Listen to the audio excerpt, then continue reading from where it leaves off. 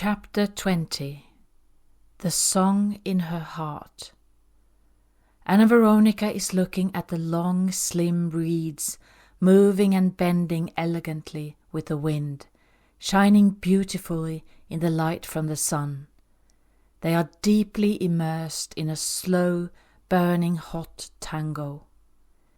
She is watching two butterflies dancing together in harmony. They are fooling around, madly in love with each other. Anna Veronica is sensing the tall grass waving and swaying in the soft wind. They are gently touching and caressing each other.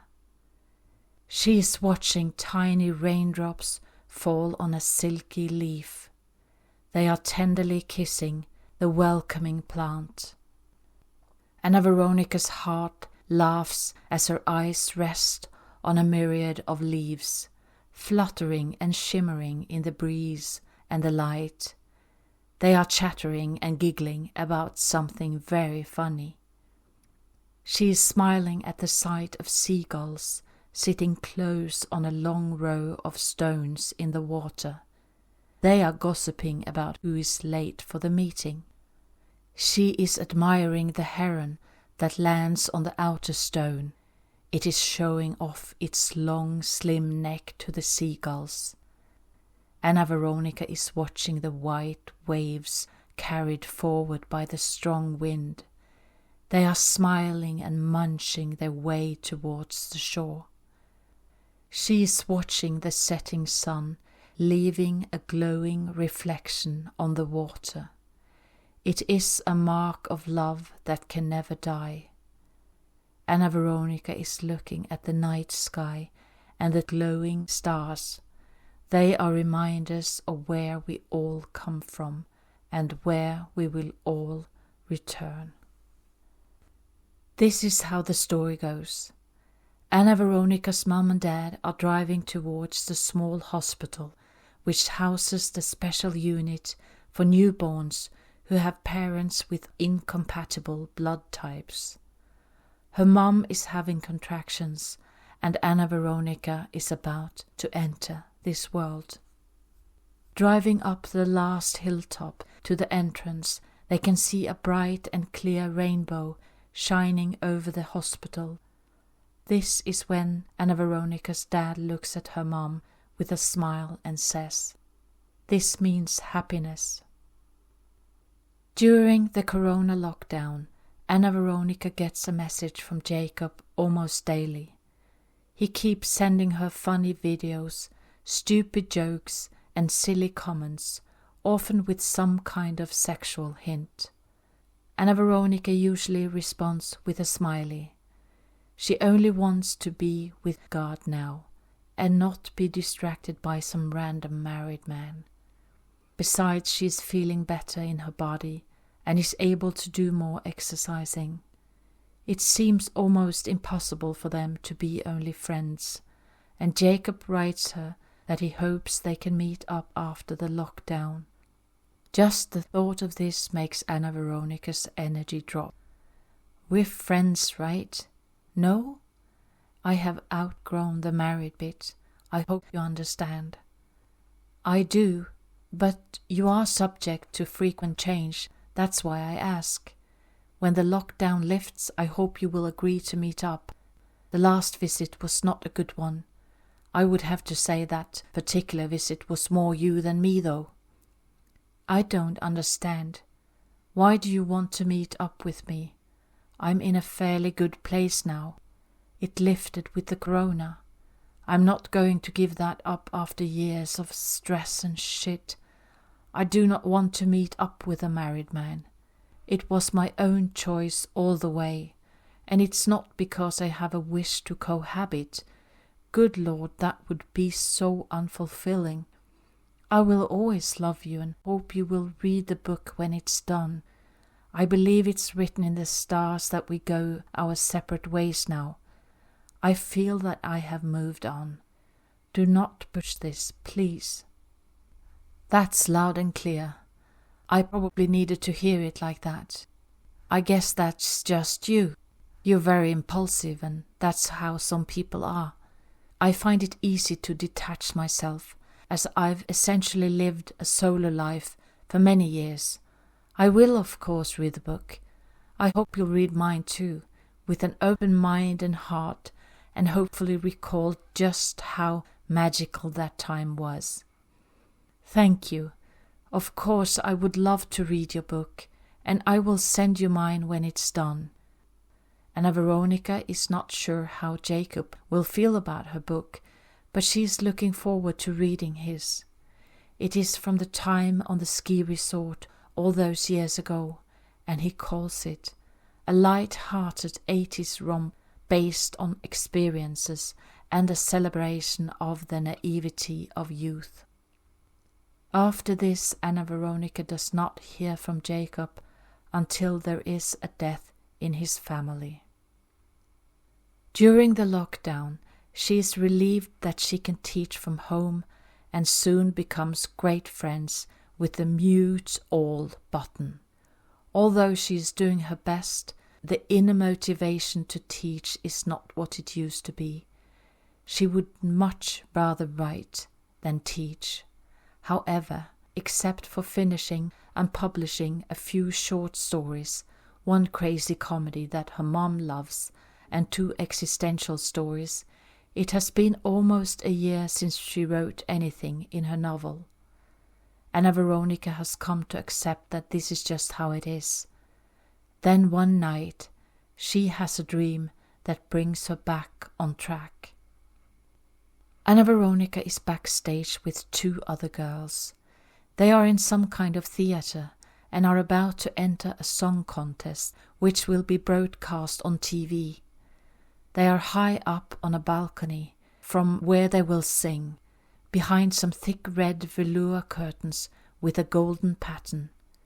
All 3 of them are very excited before going on stage, but when the first girl goes out on the balcony and starts to sing, she gives a terrible performance when it comes to hitting the right notes.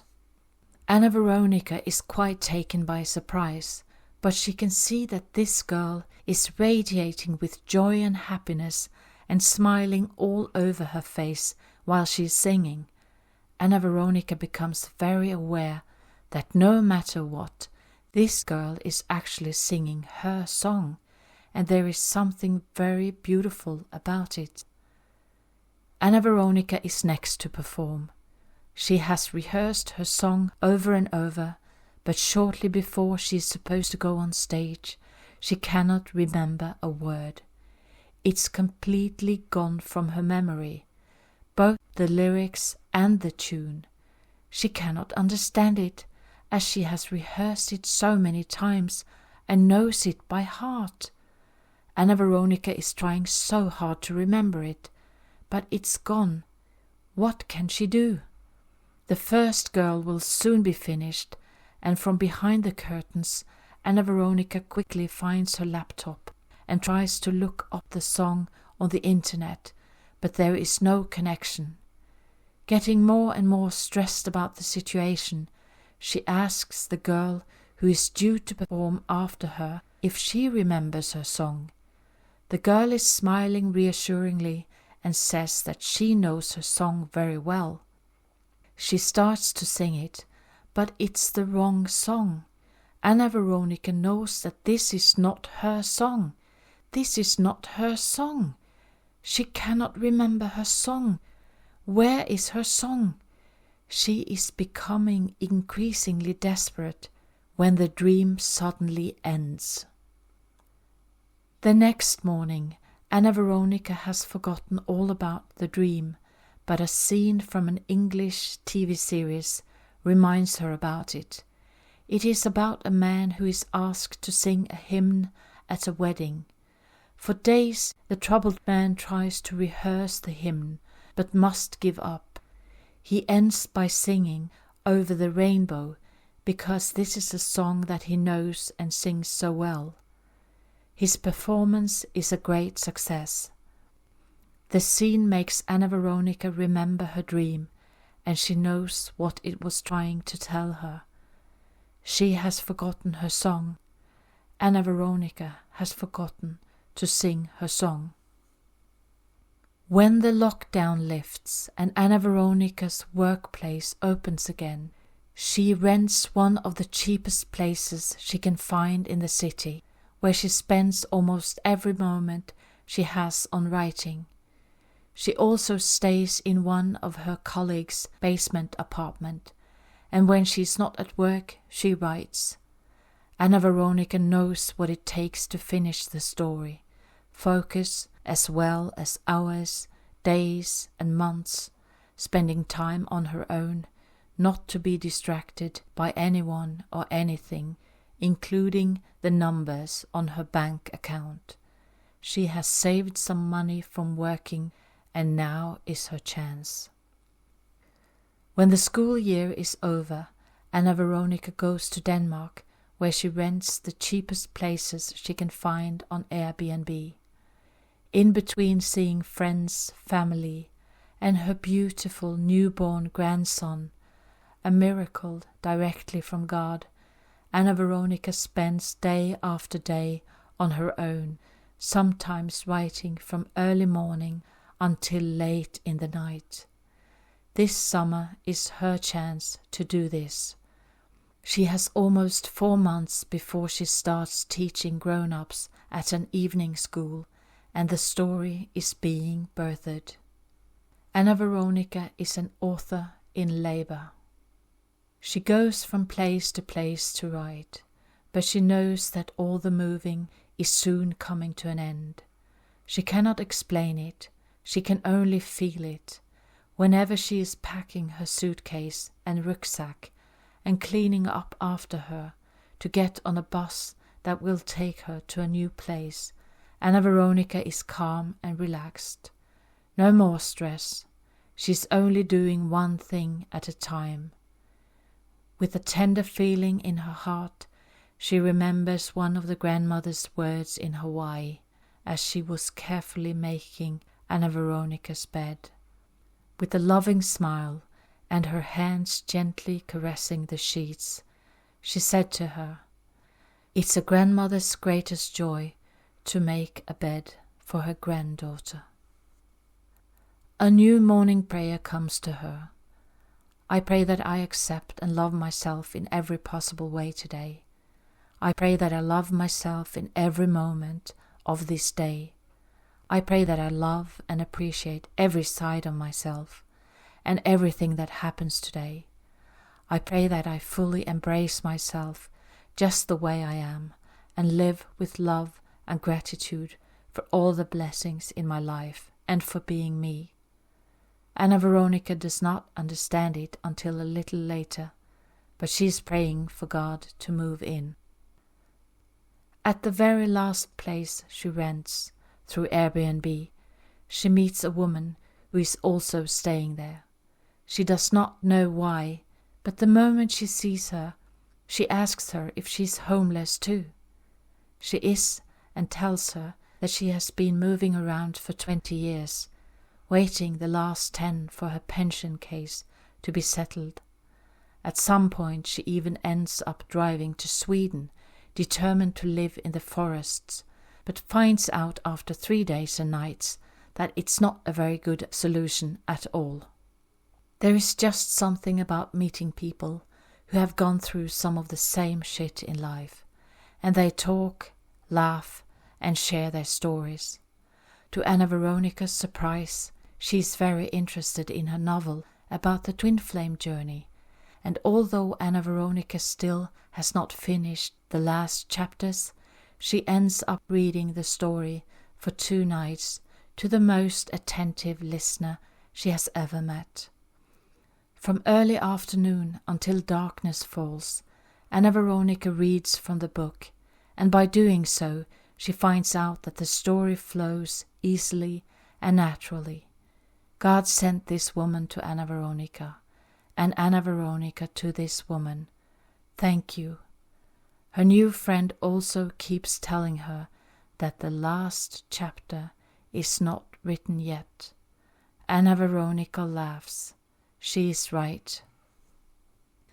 Finally, there is a place that Anna Veronica can rent without paying a deposit.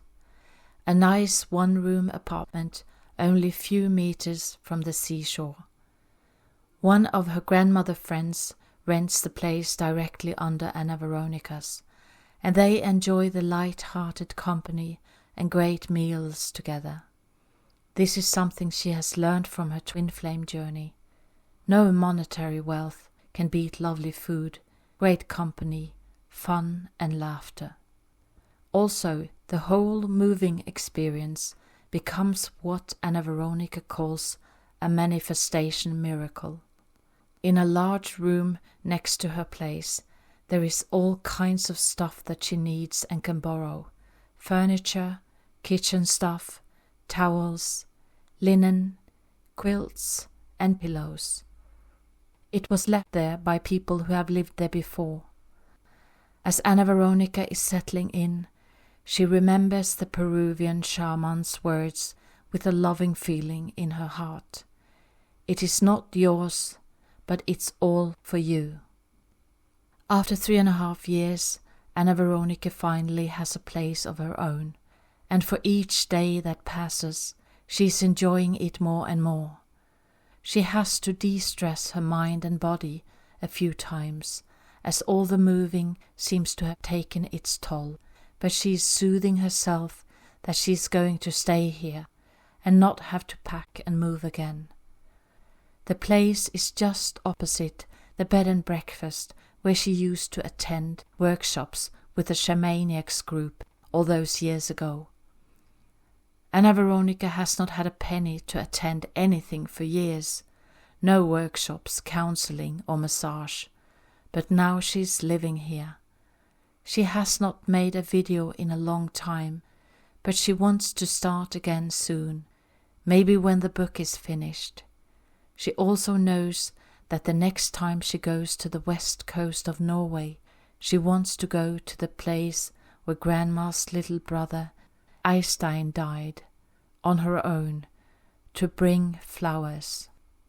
His death must have shaped Grandma's life so much more than she ever knew or understood before. Anna Veronica would also love to go and see her godmother at some point, but with the coronavirus, traveling is not easy. Anna Veronica begins her new job, which is part-time, teaching a small group of grown-ups in the evening. She's going to heal the trauma of succumbing to stress all those years ago and relearn that teaching is something she loves to do. Anna Veronica does not know where the rest of the money will come from, but she's not worried. This girl is, after all, still alive, and who knows what the future holds. Maybe she will even begin to publish other people's stories. That would be awesome. The opportunities seem endless.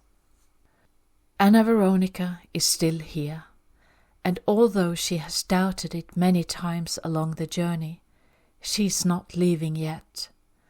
She knows that beyond all the distractions of life, beyond pain and beyond stress, there is a silence that nothing can disturb. She knows this because she has had glimpses into this blissful state of being. She also knows that this is a rare gift, but also a challenge.